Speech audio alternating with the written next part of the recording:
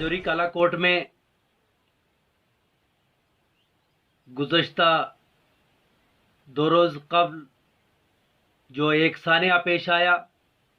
जिसकी मैं बहैसियत सूबाई सेक्रेटरी नेशनल कॉन्फ्रेंस कड़े अल्फाज में इसकी मज़म्मत करता हूँ।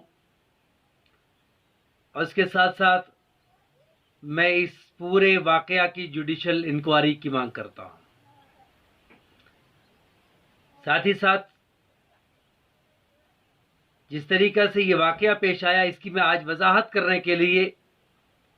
आप हजरात के दरमियान रूबरू हुआ, क्योंकि ये मामूली वाक़या नहीं है, बल्कि इस वाक़या के ज़रिए से भारतीय जनता पार्टी पूरी रियासत को जो आग के अंदर जल रही है ऑलरेडी, उसको मज़ीद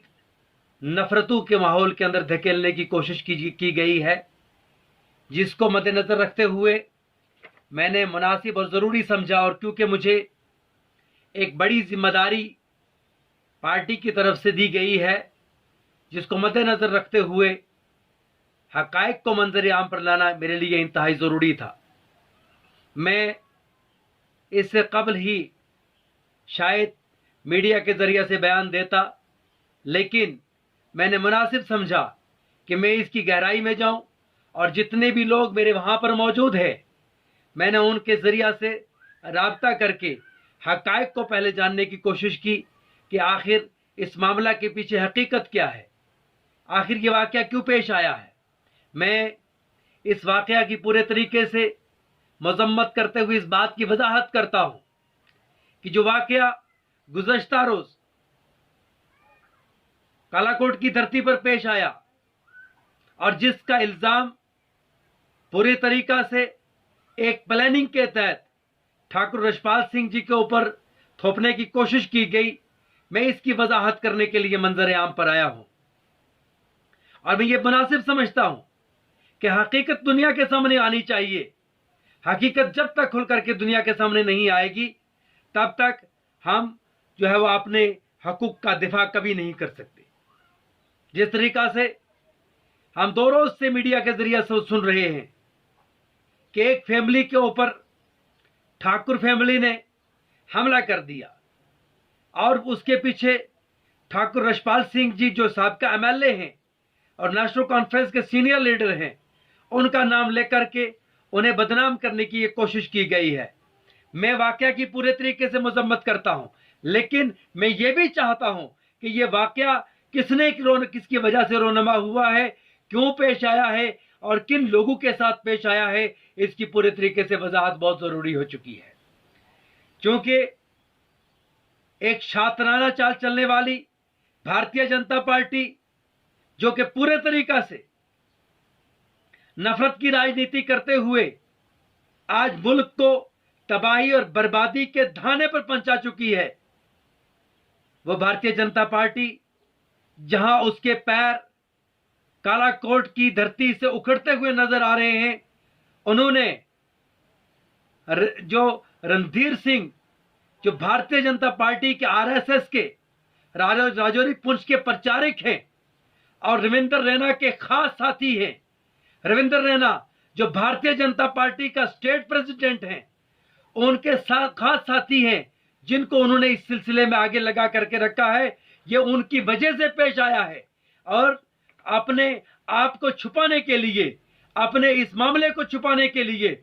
और मुसलमानों के दरमियान एक नफरत पैदा करने के लिए, हिंदू मुस्लिम के दरमियान एक जो है वो नफरत की राजनीति खेलने के लिए जिस तरीका से रणधीर सिंह और रविंदर रैना ने मिलकर के ये मामला जो है वो कालाकोट की धरती के ऊपर मंजर आम पर लाया है, इसकी हम कड़े अल्फाज में मजम्मत करते हैं। और इसके साथ साथ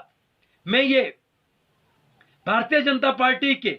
ST सेल के सदर जो हारून जी हैं, मैं उनको बताना चाहता हूं कि आपका नॉलेज कितना कम है, जिन्होंने जो है वो बयान दे करके अवाम को गुमराह करने की कोशिश की है कि ये एक जो है वो बकरवाल फैमिली से थे जिनके ऊपर ये हमला कर दिया गया, या गुजर फैमिली से थे। मैं इस बात की वजाहत करना चाहता हूं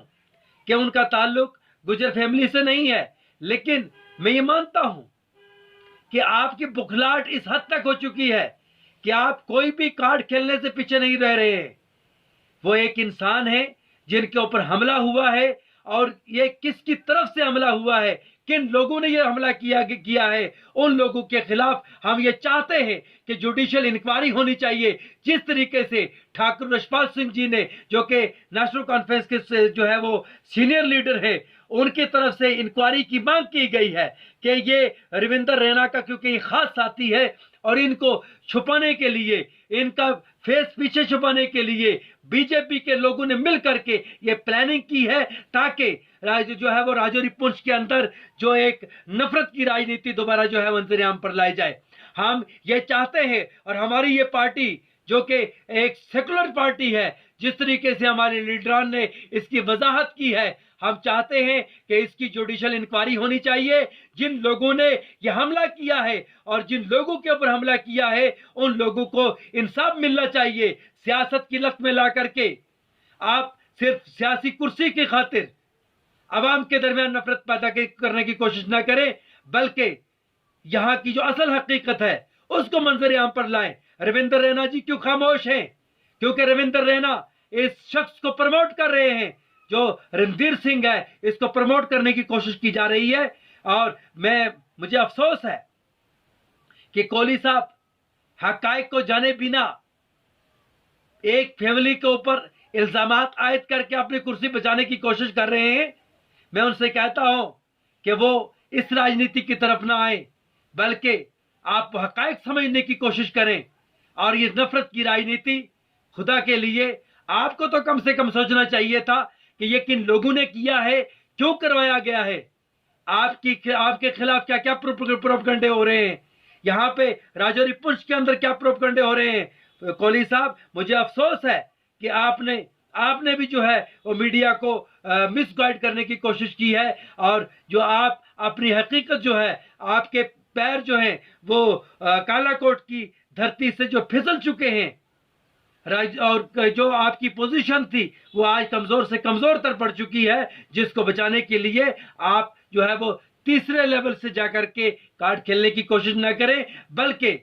रणधीर सिंह जो कि बीजेपी और आरएसएस का प्रचारक है, इसके खिलाफ जल्द ही बयान देने की कोशिश करें। क्योंकि और जब तक आप ये बयान नहीं देते, हमें आपके ऊपर कोई एतमाद नहीं है। जिस तरीके से ठाकुर यशपाल सिंह जी ने पूरे तरीके से इस मामले की वजाहत कर दी है और उन्होंने जुडिशियल इंक्वायरी की मांग की है, इसी तरीका से हमारी पूरी पार्टी ठाकुर यशपाल सिंह की इस बयान की हिमायत करते हुए पूरे तरीके से इसकी जो है वो मांग करती है, ताकि दूध का दूध और पानी का पानी अलग हो सके और रविंदर रैना का नफरत फैलाने वाला चेहरा लोगों के सामने आ सके। शुक्रिया। मैं उम्मीद करता हूं कि आप मेरे इस बयान को पब्लिक तक पहुंचाने की कोशिश करेंगे और भारतीय जनता पार्टी की इस गलत राजनीति और नफरत फैलाने वाली घटिया राजनीति का मुंहतोड़ जवाब देने की कोशिश करेंगे। बहुत बहुत शुक्रिया।